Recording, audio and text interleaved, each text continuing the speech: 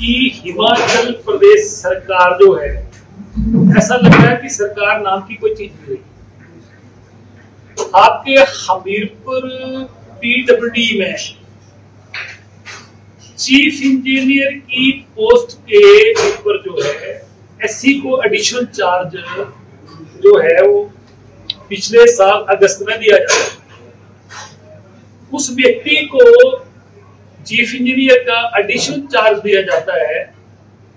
जो व्यक्ति सीनियरिटी में प्रमोशन के लिए 5वें नंबर पर है, और उन्हीं के जो प्रमोशन के लिए पहले नंबर पर थे या दूसरे नंबर पर थे, उन्होंने हाई कोर्ट में रिट पिटीशन डाली और ऑनरेबल हाई कोर्ट ने फैसला दिया। ये फैसला जो है ये 7/12/2024 को जो है फैसला आया, जिसमें कहा गया कि जो चीफ इंजीनियर को एडिशनल चार्ज जो दिया गया है ये गलत दिया गया, इसको विड्रॉ किया जाए। और ये जो एडिशनल चार्ज जिस व्यक्ति को दिया गया वो प्रमोशन में मेरिट में लिस्ट में 5वें नंबर पर था, और उसके बाद ये डी नोटिफाई होती है, इनकी नोटिफिकेशन हो जाती है, और ये नोटिफिकेशन जो है वो 12वें महीने में होती है। ये 7/12 को सरकार जो नोटिफिकेशन करती है और इसके ऑर्डर स्वयं विड्रॉ हो जाते हैं। और in the mean time high court के आदेश के बाद भी 10 जनवरी को फिर से उस व्यक्ति को चीफ इंजीनियर का जो है वो चार्ज दे दिया जाता है, और 2 लोग जो हैं उनको प्रमोट करके चीफ इंजीनियर बनाया जाता है। बात समझने वाली है। हम सिर्फ सरकार से इतना जानना चाह रहे हैं कि जब 2 व्यक्ति आपने प्रमोट कर दिए, आपने हेडक्वार्टर में बैठा दिए, और जिसको कहते हैं ना कोई काम ना लेना ना देना, और उस व्यक्ति को हाई कोर्ट के आदेशों के बावजूद भी जनवरी की 10 तारीख को जो है फिर से आपने चीफ इंजीनियर की जो है वो चार्ज दे दिया गया, तो इसका मतलब सरकार के ऊपर ना तो कोई कर्मचारियों का इनको मन में कुछ कोई ख्याल है कि कोई प्रमोशन भी होती है, कोई सीनियरिटी भी होती है, और ना हाई कोर्ट के आदेशों को ये सरकार मान रही है। हम सिर्फ इतना जानना चाह रहे हैं, और हिमाचल प्रदेश के लोग सिर्फ इतना जानना चाहते हैं कि आखिर सरकार का या मुख्यमंत्री का ये जो अथाह प्रेम है, इसके पीछे वजह क्या है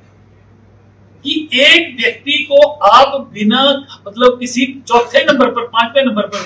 सिक्योरिटी में उसको चार्ज दिया जा रहा है, और हाई कोर्ट आदेश भी कर रहे हैं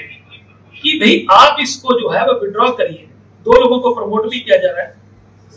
उनको खुड्डा लाइन बैठा दिया जाता है, और इस व्यक्ति को फिर से चीफ इंजीनियर का चार्ज दे दिया जाता है। मैंने इस बात को रिसर्च करने की कोशिश करी है, और अंततः इसके खिलाफ जो है ये जो इस PWD डिपार्टमेंट में घपला चल रहा है उसकी तह तक जाने की मैंने कोशिश करी है। आप देखिए कि यहां पर ये जो चीफ इंजीनियर का चार्ज महापुरुष को दिया गया है, ये सिर्फ टेंडर मैनेजमेंट का काम कर रहे हैं। टेंडर मैनेजमेंट का काम है कि आप ये उदाहरण दे रहा हूं कि पिपलू से बिहामी रोड जो कि OTMNP हेड में 33 करोड़ रुपया सरकार ने दिया, और जिसमें 2 टेंडर जो लगाए गए,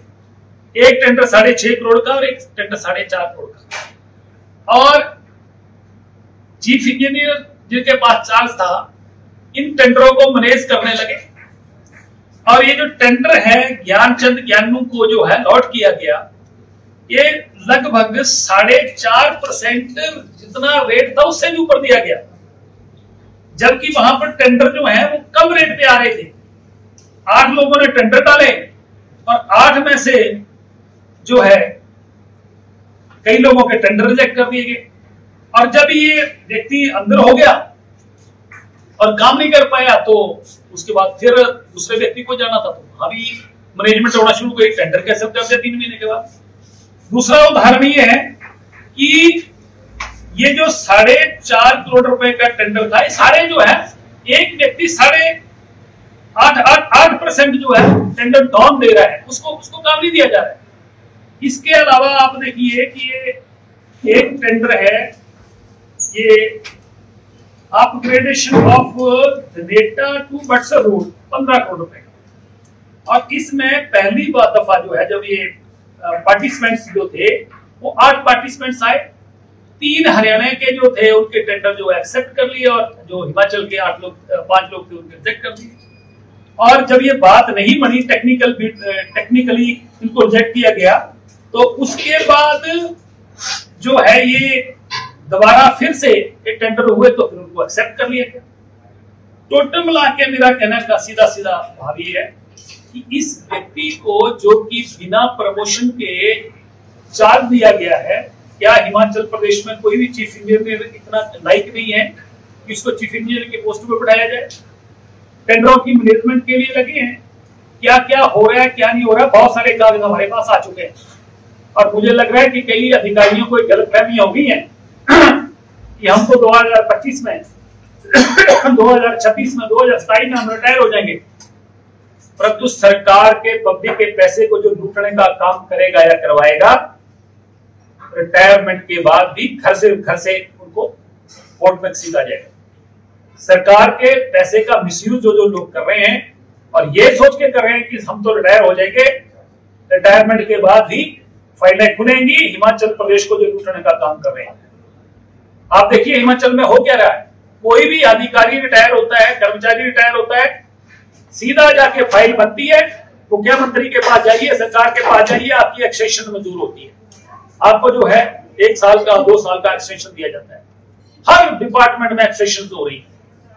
जो अधिकारी जिनकी प्रमोशन होनी है उनकी प्रमोशन नहीं हो रही है, उनकी प्रमोशन होंगी तो नई पोस्टें क्रिएट होंगी, नई पोस्टें क्रिएट होंगी तो नौजवानों को नौकरी मिलेगी। इसलिए कोई भी आदमी जाके एक्सटेंशन जो है मांगता है, एक्सटेंशन हो जाती है। सरासर ये सरकार जो है धांधली मची हुई है, कोई कानून नाम की कोई चीज नहीं है। अगर कोई अधिकारी आवाज उठाता है तो उसको जो डराया धमकाया जाता है, और इस तरीके से ये सरकार जो है चल रही है। दूसरा मैं कहना चाह रहा हूं कि हिमाचल प्रदेश में आप आज देखिए, मैं अखबार में पढ़ रहा था कि 200 करोड़ रुपए जो ठेकेदारों की पेमेंट रिलीज कर दी, जैसे बहुत बड़ा एहसान कर दिया है। लोगों ने काम किया है, उनके पैसे ड्यू है, उनको पैसे मिलने चाहिए। वो तो सरकार के ऊपर एहसान कर रहे हैं कि इतनी देर से उन्होंने जो पैसा रोक के रखा है। अभी तो 200 करोड़ रुपए सरकार जो देने की बात कर रही है, अभी तो कई सैकड़ों हजारों करोड़ रुपए ठेकेदारों की पेमेंट देने को पड़ी है, उनको कौन देगा? इसलिए इस सरकार की हालत जो है, ऐसा लगता है कि सरकार पूरी तरह जो है क्रॉनिक डिजीज से स्लिप्त है, बहुत जिसको कहते हैं कि बहुत गंभीर बीमारी से ग्रस्त है। कि सरकार बीमार सी है। हर आदमी आज कांग्रेस का है चाहे कोई आम आदमी है, इस सरकार से छुटकारा पाना चाहता है। और कई विभागों में जिस तरीके से लूट मची है, ये आपने मैं पहले भी कहा था, उस पर कोई सरकार की तरफ से कोई जवाब नहीं है कि पेट्रोल जो इसका सोलर पावर प्लांट जो लगाया गया, पूरे हिंदुस्तान में कॉस्टिंग जो है 3.5 से 4 करोड़ के बीच में पर मेगावाट आ रही है, और यहां पर 6 करोड़ 80 लाख रुपया जो है वो कॉस्टिंग आई। तो 120 करोड़ रुपए की जो कॉस्टिंग आनी चाहिए 200 करोड़ रुपए, 220 करोड़ रुपया उसके ऊपर प्रोजेक्ट पे लगा दिया, तो 100 करोड़ रुपए कहां गया, कौन खा गया उसको? इसलिए इस सरकार में पूरी तरह जिसको कहते हैं कि लूट मची है, और मित्रों को सरकार ने पूरी तरह लूटने का जो है लाइसेंस दे रखा है। और आने वाले समय में बहुत सारे लोगों को समझ लेना चाहिए, कुछ अधिकारी जो हैं वो सरकार में एजेंट बन के काम कर रहे हैं, उनको समझ लेना चाहिए कि लोकतंत्र में सरकारें आती भी और जाती भी हैं। इसलिए संविधान में और कानून के दायरे में रह के काम करें, और जिस तरीके से बड़े उच्च अधिकारी जिनको जो है एडजस्टमेंट किया जा रहा है, इन टेंडरों को मैनेजमेंट करने की काम कर रहे हैं, ठेकेदारों को डराने का काम कर रहे हैं, और पॉलिटिकल लोगों के इशारे पे टेंडरों को मैनेज करके उनको जो फायदा पहुंचाने की कोशिश कर रहे हैं।